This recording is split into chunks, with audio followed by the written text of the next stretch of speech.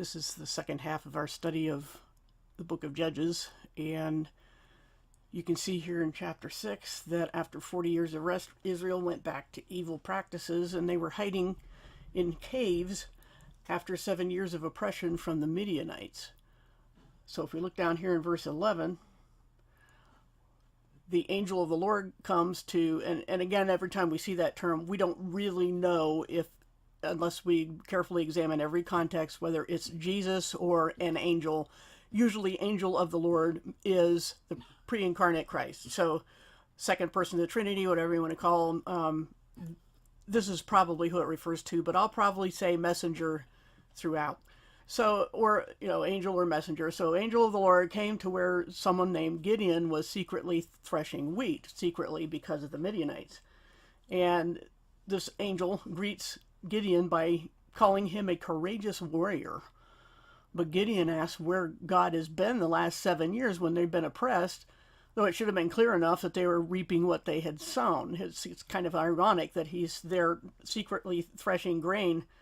Has to do with reaping and sowing, and he didn't get the big picture of Israel having reaped what it sown. But anyway, you may recall that at the end of the previous lesson, I called Gideon an unlikely hero, and we see why in verse 15. He's the youngest member of the weakest clan in the half-tribe of Manasseh. So it doesn't get much more lowly than that in Israel at this time. So let's look down here at verse 17. And Gideon asked for a sign that he will indeed defeat Midian, and he is convinced through this sign that this was a real messenger from God. And after Gideon had tested the messenger, as God turned to test Gideon, and he tells him to pull down his father's altar to Baal and cut down the Asherah pole that goes with it for some reason. I don't know if those always went together, but it was fairly typical. And not only to pull those things down, but to replace them with an altar to God and then sacrifice a bull on it using the wood from the pole. So that's how you desecrate an altar. That's what you did every possible way to demean the defeated armies or country's God. You did things like that. So God is saying in no uncertain terms, this is Gideon's test to see what he really thinks of this pagan God of his own father. So if we look down here in verse 28, we can see that when the men of the area wake up the next morning, this is done during the night, of course, he's doing everything in secret because of the Midianites. And the next morning, the Midianites wake up and they find out that it was Gideon who did it. And so they demand that his father, Joash, hands him over to them to be executed. But Joash says something really bold and convicting. If Baal is a real God, let him execute Gideon himself. The one true God had done this many times, but of course people today hate him for it. I mean, this is how God proved who he is. He does things himself. He did the flood. He did the plagues of Egypt. And so what he's demanding here is that this fake God prove it the same way. Because people will object most of the time that Israel does things for God and God doesn't do them directly. But he has done it enough to prove his point. So that's the issue there. But then let's go down to 633. And after he passes this test, Gideon was given the Spirit of God, which points out an important difference between the age of grace and any other age before or after this. Only in this age, the age of grace, the church age, the body of Christ, does the Holy Spirit come upon a person and stay for life. Whereas before this time, the Spirit came and went on various people, and this is one instance of that. This is what turned Gideon into the courageous warrior, and he began to muster an army. And then in verse 37 is where we see the first literal instance of what people now call putting out the fleece to determine the will of God or to confirm it when we're not sure what God wants. This is where that phrase comes from. And then chapter 7, we come to the most interesting section of the account of Gideon. Though Midian's army was likely around 135,000, you can get this from various parts of the text. They had 135,000 troops, according to, especially if you go ahead to chapter 8, verse 10, it says how many were left after this battle. So you can piece it together. They have 135,000 troops. Gideon's army had about 23,000, and God said it's too big. So, and the reason it's too big is because they might take credit to themselves for the victory. So you can read through that section about the steps that God takes to pare it down to a mere 300 soldiers. And then down in verse 9, God sends Gideon and a servant to eavesdrop on the enemy camp at night to hear what they're saying. And they go to this one place and they hear one of the soldiers tell about a dream that he had about their army's defeat. And it's clear that this dream was from God, just as Pharaoh and his baker and his cupbearer in Egypt had dreams from God, though they didn't worship him. These were unbelievers. These were pagans or heathens or whatever name you want to give them. And so were these Midianites. But God gave them dreams for his purposes. So just to put that as a note in your head. And then verse 15, Gideon roused his 300 soldiers during the night and divided them into 3 groups of 100 each to stand on 3 sides of the Midian army. And when they suddenly broke them, they had these jars with torches inside and they were carrying trumpets. And all at once, they broke their jars to reveal this light all of a sudden, kind of like turning on a spotlight on somebody in pitch darkness. And they blow the trumpets and shout, and the Midian army just panics and begins killing each other. And then they run away. So the lessons here for us, first of all, are that God continually picks the least likely heroes in our eyes. And second, that he can send dreams and visions even to unbelievers to carry out his plans. And third, that he can be trusted to work things out for those who trust him, which sounds suspiciously like Romans 8:28. God works everything for good for those who trust him. So this is what we can glean from that experience. And again, you should read through these things yourself. Then we're going to go skip down a bit to chapter 8. And you can read the descriptions of all the stuff that I just talked about. And down to verse 22. I'll get there eventually. There we go. We can see here that the Israelites want to make Gideon king, but he refuses. Instead, he asks for gold, from which he makes an ephod, which was an article of priestly clothing with precious gems and metals in it, though it was also used in false religions. People think that this was unique to Israel, but it wasn't.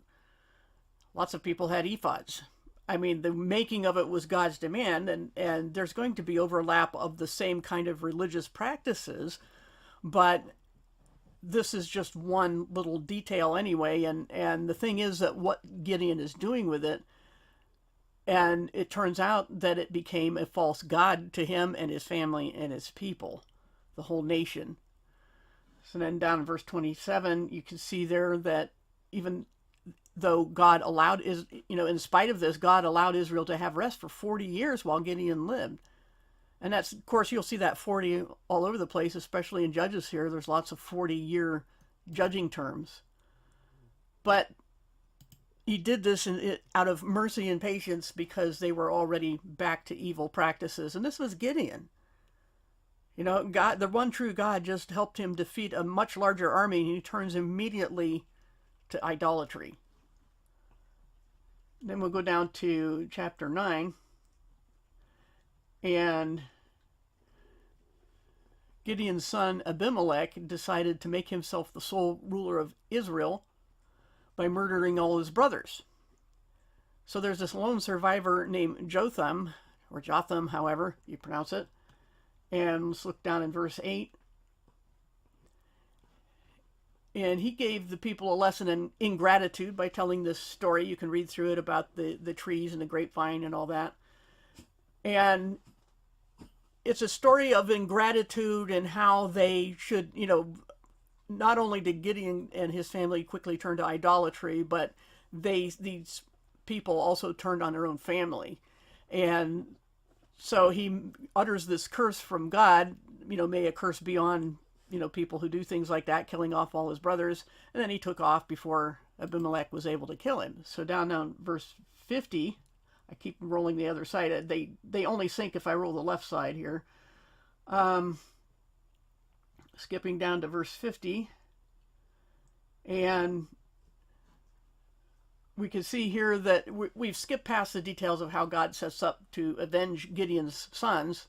And verse 50 is where it says the people of the city being attacked by Abimelech are all taking shelter in this fortified tower in the middle of the city. But when Abimelech comes near it, a woman drops a millstone, and this was an upper millstone. They said it weighed about 30 pounds from what I could tell, and it falls on him and shatters his skull. And so this was Jotham's curse coming true. But of course, we see also that being killed by a woman was humiliating, so he had his armor bearer running through with his sword so he could get out of that shame of on a technicality. Yet clearly everyone knew that a woman did it. I mean, here it is in the account. People knew who really killed him, and all the servant did was make the death quicker. This is just an example of how delicate ego is. I mean, this is pride in the flesh, and yes, these are unbelieving kings and all, but it's a common cultural norm. Through history, through culture, if anyone is bowing to culture, it's the people who promote this sort of flesh-based entitlement. But the thing here is an honor-shame society as well, and it was just, you just were the lowest of the low if a woman killed you, especially this is a battle. So totally embarrassing, and he thinks he's out of his embarrassment by having himself finished off by his servant, but that isn't fooling anybody. Anyway, down to chapter 10, verse 6. And, whoops, it scrolled a little too far here. I think I'm getting to verse 6. Here we go. We can see that Israel quickly goes back to its wallowing in the mud, and now God brings them against the dreaded Philistines. So this is a big deal in Israel history. Now let's try to go down to verse 11. And we can see that they cry out again, and this time God says, "Why don't you go whine to those gods you love so much?" But like a good parent with a very rebellious child, God can only stand so much of Israel's suffering, even though they deserve it.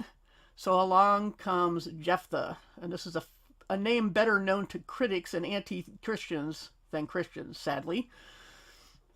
He's one of the names mentioned in Hebrews 11 as an example of people of great faith, even though his mother was a prostitute. We've seen that before, haven't we? Rahab, in the line of David, eventually, she was an innkeeper, but probably not guaranteed, but the likelihood seems to be that she was also a prostitute. But the thing is that this is also true, that we think, again, the people that we wouldn't pick are the ones God picks. Anyway, he picks the unlikely hero, the despised and rejected. This is his pattern. And his own half-brothers chase him off because of his mother. And he became something of a gang leader, if you read the description there. But when they need help to defend against the Ammonites, they come to him. And he reminds them of how they treated him. And it isn't clear whether they deny it or ask him to forget about it in verse 8. But he agrees on the basis of their pledge of loyalty. Then let's go down to verse 24. And taking a little time, sometimes it doesn't react right away. So in the ensuing war of words, Jephthah tells the enemy king to take whatever his god Chemosh gives him. He's mocking him. And reminds him as well that Chemosh waited 300 years to reclaim the land he says Israel stole from him. Does that sound familiar? I think there's been a lot of talk in the news over the last few decades about that sort of thing, people taking land that doesn't belong to them. Well, here is Jephthah saying, look, we've been living here for 300 years. That's longer than the U.S. has existed, by the way. And now they're saying, give it back. So we've seen in an earlier lesson that there really are no such things as indigenous peoples. And land has changed hands multiple times in history. That's the point, is that this is human history as people taking each other's lands. So we can't just pick and choose when we want that to be a problem. If we're going to criticize one nation for picking out, for being occupying land that doesn't belong to them, then all of us have to move. And some of us got no place to go. And there are people who are extinct as a people group who used to have land before anybody else, supposedly, and nobody even knows that for sure. So it's impossible to identify an indigenous people. Anyway, that's an issue here. And then we'll go down to verse 29. And this is why Jephthah is known better by the critics. his foolish vow. In verse 31, he vows to God that he will sacrifice the first thing that comes out of his house to meet him when he returns safely from battle, assuming, that God would give him the victory. And in verse 34, it reports that this turned out to be his only child, his daughter. So, he moans and cries. He made a stupid, foolish vow. And he is understandably grieved, but she takes it pretty well, actually. Of course, the critics rushed to presume she was burned and sacrificed because that's what he said he was going to do, assuming it would be an animal. Why he assumed that, I don't know, but he did. So the critics charge God with condoning human sacrifice, and this is the same mistake they make with Abraham and Isaac, who was, by the way, never sacrificed. Yet God's law forbade human sacrifice per Deuteronomy 18:10. And Hebrews 11, as I mentioned, would never have included him if he had done such an evil thing. And God would not have granted him victory, knowing this would be the outcome. On top of that, we've seen that God will not hesitate to punish even someone like Moses for a less severe violation where he hit the rock instead of speaking to it. So why is Scripture silent about Jephthah if he had done such a thing as human sacrifice? This is how you rightly divide the word. You have to ask yourself a bunch of questions and check what data you have from the Scripture and look at what isn't said as well and consider it. Also notice the girl's request to mourn her virginity rather than her death and to spend her last 2 months away from her family. Why would she do that if she was about to be killed? And why would the text add verse 39 about her virginity if she had died, since many children die? And then verse 40 tells of the memorial the women of Israel celebrate for 4 days every year. Why would they not do this for all who died in childhood, or why would they want to keep a human sacrifice in public view? None of that makes sense if he actually sacrificed her. So all I can conclude from what the Scriptures give me is that he did not. She would just never marry. Why else make the big point about her being a virgin? And all of these issues are raised in an article that I have linked in the description, and you can certainly find more on both sides of this issue. But at the very least, we can say there is no indisputable proof that God allowed a human sacrifice. So give that to the critics. Now we'll go down to chapter 13 and skip to the account of the final judge, Samson. Even though this is not the end of the book yet, he is the last one named as a judge. And God again comes to a childless, barren mother. I know that's an oxymoron, but she would turn out to be a mother. She's a barren woman, and she's going to be a mother because she gets this visit from God, or his messenger, and tells her that she's going to have a son, but she has this rule of that she's not allowed to touch anything alcoholic or any ritually unclean food until he is born. And when he is born, they're never to cut his hair because he will grow up to deliver Israel from the Philistines. And this is kind of like, I don't know if it's exactly like a Nazirite vow, but it doesn't say whether he ever touched alcohol, but while she was pregnant with him, his mother couldn't. So why did God appear to the mother instead of the father, though, is a question people, especially the likes of Constable that I used to quote, would say. Why would she, they would have a problem and they would have to hem and haw and find an excuse for this, like scraping the bottom of the barrel or so forth. Maybe there's something wrong with the father. Who knows? They would speculate over the place trying to cover up this embarrassing, ego-shattering fact that God is appearing to the mother, the woman, instead of the father. But the father, by the text, appears to have been a godly man by his reaction to what his wife tells him. So he's not the kind of person that God would not visit. He's actually better than most of them. Now let's go down to verse 10. And her husband prays that God will tell them how to raise the boy. He believes what his wife said. So he's a godly man. And he just wants to know, okay, how are we supposed to raise this special child? And the messenger or God returns with instructions. And this time he speaks to both of them. But notice verse 18. The messenger tells them not to ask his name because they wouldn't be able to comprehend it. What impact would this have on the sacred name movement? So this is clearly God by description. That 13:10 alone is telling you that this is not just an angel, okay, or not 13:10, but 18, sorry. So we can't comprehend the name of God. So the sacred name movement has nothing to stand on. Because, as I made a point in another earlier lesson, the Greek Septuagint always translate Yahweh as kurios, Lord, master, sir. It has a semantic range like any other word. And God as theos. And so if these were sacred names, the Septuagint would have transliterated them, and it didn't. So here again we see the sacred name movement simply cannot be valid because they can't even comprehend the sacred name.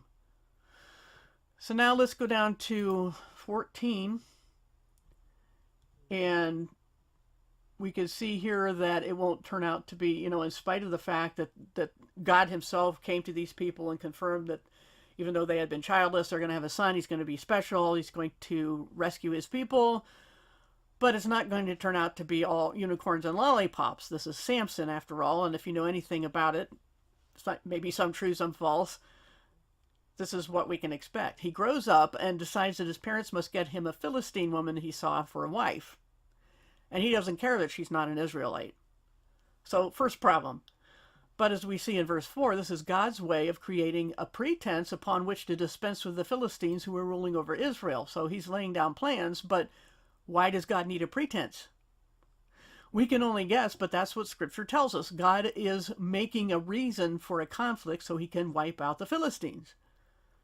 But if anybody wants to use this as a proof text against free will, let them explain why the Bible is filled with commands for people to choose wisely, or why they feel compelled to debate people about free will if people who disagree with them can't help it. Debating free will is the biggest oxymoron. It's the biggest self-contradiction, because if you don't have any free will, both of you are being forced to debate it. So why does anybody get upset? You're just puppets being up, the strings being pulled. So people who debate free will prove that they've already lost the debate. Anyway, God is making this pretext upon which to defeat the Philistines, at least partially. These things take time and different stages. But we'll go down to verse 5. And Samson goes to see the woman, but along the way he's attacked by this lion, which he tears apart with his bare hands by God's power. On his way home, he sees the lion carcass and a swarm of honeybees had built a nest in it, so he takes some of the honey out and gives it to his parents and doesn't even tell them where he got it. So it's kind of gross, but, I guess God is making a point, and we'll find out about that shortly. So finally the day comes for his wedding. And he takes his father with him to what is basically a bachelor party in the town where the woman lived and her family, and he didn't have any groomsmen with him or anything, so the father supplied a bunch of guys to be wedding guests. And during the party, and probably while he was inebriated, Samson gives the other guys a riddle to solve, and he offers them prizes if they do, prizes being fine clothing. I think he says 30 sets of clothing or something, but if they don't guess it in a certain amount of time, then they owe it to him. So, but they're running out of time by verse 15 here, the fourth day. So they decide to cheat and have his bride get the answer for him. And if she fails, they threaten to kill her. So she gets the answer from Samson and passes it on to the men who come to claim their prizes, but Samson knows they cheated. So he goes out and murders 30 men so he could take their clothes and pay the cheaters their prizes. So needless to say, the woman was married off to someone else, his best man. Who needs soap operas when we have quality drama like this? And by the way, this wasn't even the famous Delilah. We haven't met her yet.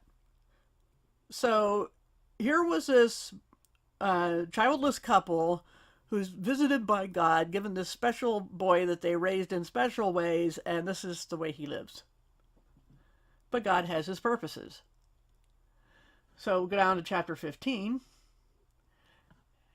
And after some time passes, he's gotten over the incident, and he goes back there to claim his wife. And he doesn't know until he gets there that her father gave her to his best man. So now the hostility between Samson and the Philistines is totally escalated, with Samson what he does is he ties lit torches to the tails of jackals. The older versions have foxes, but it was jackals. And he sets them loose in the stacks of standing grain in the vineyards and just lets them, spread fire everywhere. And so, of course, then the Philistines retaliate and they burn his wife and her father to death. This is how things went in those days. You didn't talk so much. But anyway, down in verse 7, Samson, of course, avenges their deaths, and then he goes hide in a cave. And while he's hiding, the Philistines decide they're going to invade the tribe of Judah so they can find him. So they know about the area where he is, so they're going to attack Judah and rout him out. But the people of Judah say, oh, we don't need to go to war, we'll go get him and bring him to you. So they didn't evidently care much for him. So they tie him up with some really strong new ropes, it says, and they hand him over. But we can see down here, verse 13, when he arrives where the Philistines are, he breaks the ropes like they're nothing, and then he grabs the jawbone of a donkey that was laying nearby and uses it as a weapon and kills 1,000 men. So down in 16, nice titles there we can see, and they're very helpful and accurate, I think.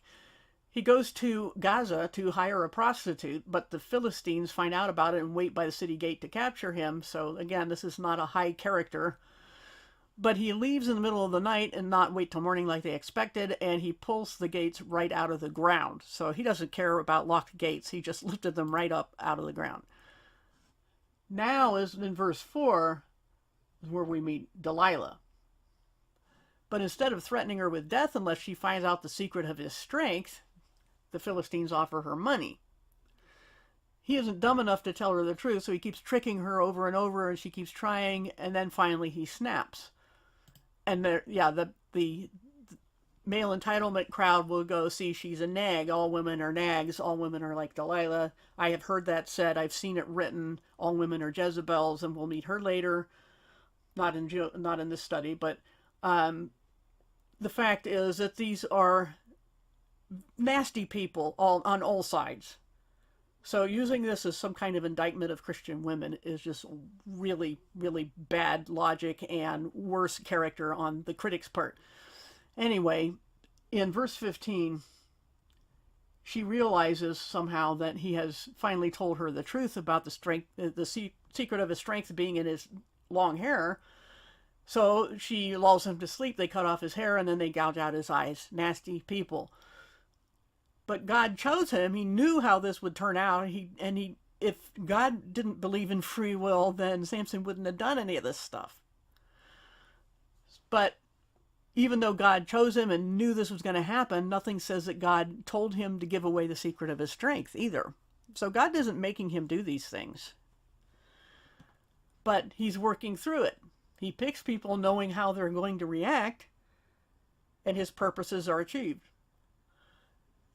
without violating free will, which is not an easy thing to accomplish. And this is, in my opinion, the dilemma that Satan thought he had God in by making Adam and Eve sin, that God would be stuck between a rock and a hard place, because on one hand, if he just forgot about the sin and let them live out of compassion, then he would be unjust. And yet, if he just let the human race die and go under the control of Satan and never look back, he would be unloving. So God's solutions were always a surprise to Satan, and of course the ultimate solution, and we can read about that in the New Testament, was a deliberate, total surprise, because God kept it hidden so that certain things would happen, and that's why you don't see the church in the Old Testament, but more about that some other time. So they've got Samson subdued, they blinded him, and then we'll go down to verse 23, and they decide that after a long time has passed, they're going to have this celebration in the temple of their god Dagon. And by the way, Dagon was a fish god, and if memory serves, I may be mistaken, but I'm thinking this was also the god of who Jonah went to visit. So anyway, they worshipped fish god too. Dagon was a fish god. And there's a study I've done on YouTube of Babylon, and you'll find that this is where the idea of hats that are shaped like fish heads came from. But more about that some other time. Anyway, this is Dagon, the fish god that the Philistines are worshiping, and they're in the temple having this great party, and they send for Samson to make fun of him. But his hair has had time to grow back, and they make the mistake of placing him between the two main supporting pillars of the temple, where the rulers and over 3,000 people were gathered. So he prays one last time for God's strength, and knowing he will die with his enemies, but God grants his request, and that's, who can say, it was Samson's choice, but God gives him his request and lets him die with his captors, and this is how he takes out the leadership of the Philistines. So, and by the way, it was Nineveh. Couldn't think of that word for the life of me, but where Jonah went. Anyway, look up Dagon, the fish god, sometime. So now, Samson's gone, and the Philistines' leadership is decimated. But starting in chapter 17, the rest of the book mostly is not so much about judges, but just general events that are being recorded. But it's interesting. We go down to chapter 19 and verse 11, and we can see that they call Jerusalem. This is the first time we've seen Jerusalem mentioned before, but here it's called by a shortened name, Jebus, which is used by anti-Christians as a mocking name for Jesus. They use that when they're just, mocking and disrespecting. And so we could all educate the ignorant critics that they've been talking about Jerusalem this whole time. So there it is in the Bible, Judges 19:10. So there it is. That's the Hebrew text, and it's the same with an I, Yebus, or Yevus, depending on which. And this would be Older Greek, so it's probably more of a B sound. But there you go. Fun fact. So down in verse 15, though, there's a very disturbing event that takes place in a place called Gibeah. It's very much like Sodom and Gomorrah, but it's in the area of the tribe of Benjamin. And this city demands to rape a man who is a Levite who has taken shelter for the night in a local resident's home, just like Sodom and Gomorrah, where Lot was visited by the angels who came to get him out of there, and that's what the men of that city did. So this is a Levite. That doesn't mean he was a priest necessarily, but he was of that tribe. Okay, and a lot of people, you'll read commentators about this concubine of his, and they will say that she had been unfaithful. But the truth is, if you go investigate it, that the text tells us that doesn't make any sense, because she ran away from this Levite back to her father's house, and if she had been unfaithful, she would have been put to death. But she wasn't. And there's enough ambiguity, at least in the text, to say that she was simply angry with him. That is to say, the Levite was not a nice guy, and she took off and got away from him. And we'll find out this is a very likely meaning rather than that she had been unfaithful, because we'll find out how he treats her. So she was right to run away from him.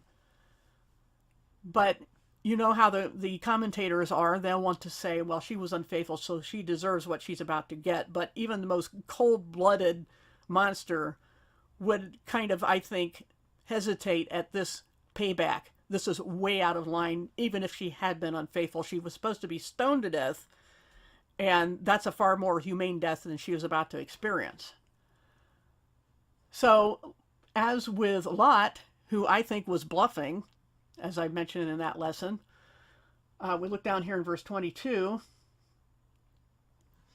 The host offers to send out his own virgin daughter to the wicked mob who is demanding to rape the Levite, because to that culture it was far better than failing to protect a guest in their home. As long as the guest was a man, apparently nobody cared about the women, but men guests were to be protected at all costs. The host was supposed to protect with his life.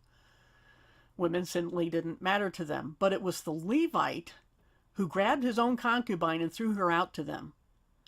So yeah, she should have run away from him, and she did. She tried, and he had eventually went back to her father's house to get her and try to win her back, and everybody's happy. They have a nice time for a few days, and they're traveling away from her father's house when this happens. She would have been better to stay there. But he threw her out to them, and they abused her all night long, this whole group, and she wasn't even checked on till the next morning when he opens the door and finds her on the doorstep, and all he could say was, "Get up, we're leaving." That is cold-blooded. But she didn't budge because she was dead, so he put her over a donkey and went home, and then he carves up her body into 12 pieces and sends them out to the tribes of Israel to see what they want to do about it. So this was his fault. This was totally his fault. And she was right to run away from him. And we find it difficult to read about such cruelty, especially even after she's dead, to cut her up and throw her, send her pieces in the mail to the 12 tribes to get them to go to war. We have a difficult time reading about this stuff, but too many women can testify to this and more in our lifetime. So people are pointing fingers, but wait a minute. Here we are 2,000 years since Jesus came, and even many in the Western world in the church still treat women as worse than animals. So again, I ask, can those who promote the submission of women not see their own culpability in such an attitude? That's where these things come from. There have been right-to-life organizations, totally against abortion, which is a good thing to do, who teach that all women are temptresses and Jezebels who need to be kept under the control of a man at all times. I don't see how the Pharisees could have been this hypocritical and heartless. Jesus said that that defilement comes from within us, and it's impossible to deny the slippery slope from the subjugation of women in practice and in theory to the abuse of women. Treating women as equal adults cannot be blamed for abuse. Abuse happens among equals. I'm not denying that. What I am saying is nobody can point to the teaching of women's inferiority and use that as an excuse, because many men have done that, especially Christian men. The teaching of hierarchical gender roles is often given as the excuse when a man is arrested for abusing a woman. Yes, there are women who abuse men, and there are parents who abuse children, but that's never been enshrined as God's natural order. The Christian community should be ashamed and will be judged accordingly for this teaching. Now to chapter 20. And the critics, of course, think that if the Bible simply reports something, then God must approve with this murder and chopping up. But again, we must understand that such reporting of the most heinous crimes proves that the Jews did not invent any of this. This isn't whitewashed history. Even so, when the Levite tells what happened, he gathers, he sends those body parts out and they all come together for war, and he tells them what happened. He fails to mention that he's the reason the woman died at all. But the result is that Israel's ready for war. So he just left out that little detail that he was a total jerk, to put it mildly, and she ran away from him, and he convinced her to go back to him. Never do that, ladies. And that resulted in her death. Her horrible, torturous death and dismemberment. And then the guy who did it doesn't even take responsibility, and nobody holds him to account except God, because here it is all recorded in living color for thousands of years later. So God finds out, people find out, and if people get away with things in this life, they won't get away with it in the next. I can guarantee you that. And Jesus said the last will be first and the first will be last. So those people who claw for the first place in line, as I mentioned before in an earlier lesson, are going to find themselves at the end. There's a story told of a classroom of children who were told to line up for some good candy or something, and of course the bigger, stronger, more aggressive kids push their way to the front of the line. And when they're all in the line, the teacher says, okay, about face, everybody turn around where you're standing. And so the pushy kids were at the end of the line and got the worst pick. That's what God's going to do. So anyway, the Levite leaves out that detail and gets Israel ready for war. But remember, this is all in a time when Israel has repeatedly chased after other gods. These are none of these are nice people. So we go down to verse 12. and they all go as a group to confront the whole tribe of Benjamin. In other words, again, we see the group is being held responsible for the individual, and they demand that they hand over the men who did this rape and murder. Actually, it should have been the Levite, but they refuse to hand them over. So they condone this thing. They don't care. And there's a battle, and the whole tribe is nearly wiped out. I think it says that there was like 600 men who survived. But this final chapter, 21, let's get down to there. There's the 600. Tells of another disturbing event, a solution only a culture like that could think of. They preserve the defeated tribe's inheritance by helping the surviving men kidnap a bunch of virgins and take them as their wives. Again, the women don't count. They don't have any choices. Nobody thinks this is a problem. These Israelites and their legal loopholes. This, because they had made, if you read the section there, they had made this vow that they would not give their daughters as wives to the Benjaminites ever. So they said, what are we going to do? We've wiped out a tribe of Israel. How are we going to find wives for these 600 men survivors? And so they said, I know, there's these people are going to have a celebration, and the women will come out to dance. The virgin women will come out to dance, and then you just snatch them. So we didn't give them to you. You took them. It's a technicality. So this, in my opinion, this time of the judges should be renamed the time of insane inhumanity, though in fairness, it pales in comparison to other cultures. This isn't the worst of the worst, but it's way worse than any Christian should ever tolerate. And yet, as I mentioned, Christians not only tolerate but condone, and you can see, as I said in the commentaries, how they think that the concubine who was thrown to that mob of rapists and then dismembered, that she deserved that somehow because she had been unfaithful. And none of that is true. But that's what the Dr. So-and-so commentaries will tell you. Think for yourself. Read the scriptures, study them like Bereans, and ask for the Holy Spirit's guidance, because if you let prejudices like that are time-honored for thousands of years across all the cultures, if you let those blind you, you will remain blind and you will be responsible, because God won't let you get away with it. So every Christian has it incumbent upon them to study carefully on their own before they go consulting other people, and make sure you ask enough questions. That's what cross-examination is. None of us would want to be condemned on the basis of having the prosecution say something, the defense say something, and then the judge says guilty or not guilty on the basis of, one round. There's supposed to be, in a fair trial, multiple cross-examinations. The prosecution and defense go back and forth until the jury and everyone is satisfied with that they've heard all the sides, and then they can make a decision. But Christians don't do that. People in general don't do that, but especially Christians should know better. Cross-examine every teaching so that we don't become rationalizers like today's Christian leaders and commentators.